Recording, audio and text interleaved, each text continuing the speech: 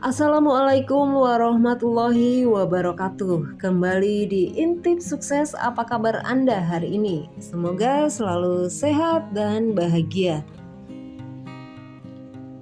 Untuk video kali ini saya akan membahas informasi mengenai ternak lebah madu bagi pemula.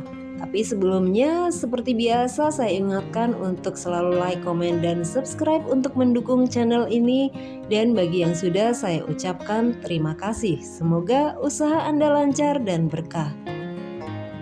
Anda tentu mengenal dengan serangga lebah. Hewan bersayap ini merupakan tipe hewan yang suka berkelompok dan bekerja keras. Lebah banyak dibudidayakan di Indonesia, baik di kota maupun di desa.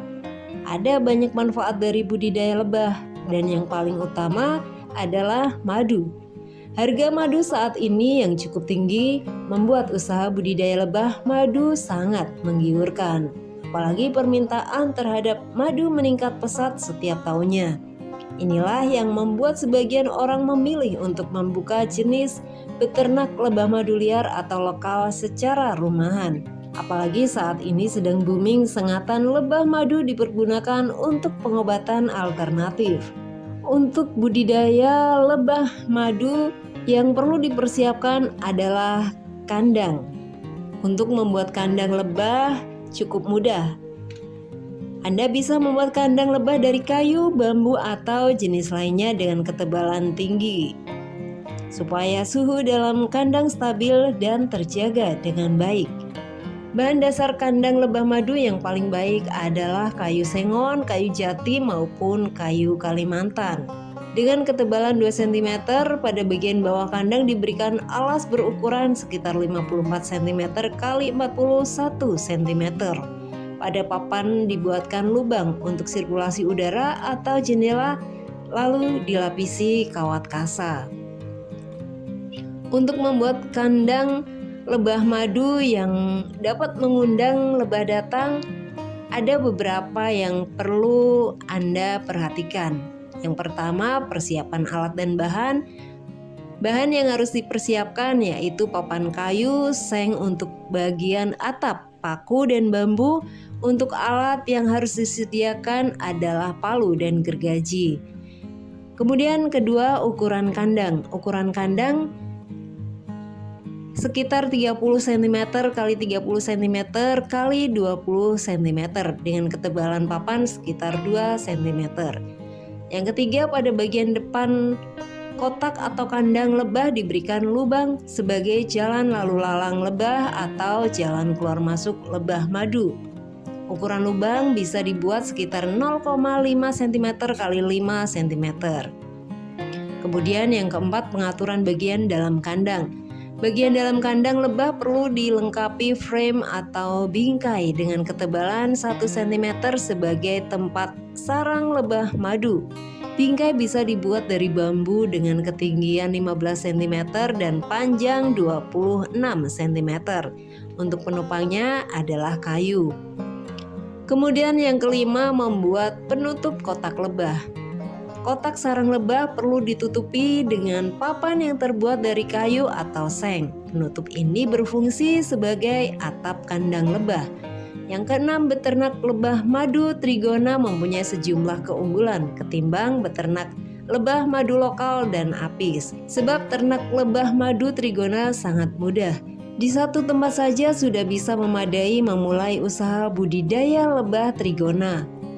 Sebab ukuran lebah trigona cukup kecil sekitar 3 mm hingga 8 mm. Kemudian untuk memancing ratu lebah, Anda membutuhkan kurungan ratu lebah. Anda bisa membuatnya sendiri dengan mudah berukuran 5 cm x 3 cm. Selain itu ada kotak buru, bentuknya kotak dengan 3 frame atau sisiran di dalamnya. Untuk menangkap ratu lebah, caranya memanjat pohon tempat lebah bersarang, atau Anda bisa menggunakan tangga untuk menjangkau sarang lebah madu.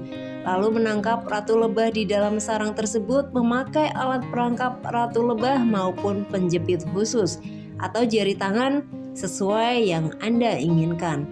Di dalam sarang lebah, Anda akan menemukan banyak lebah.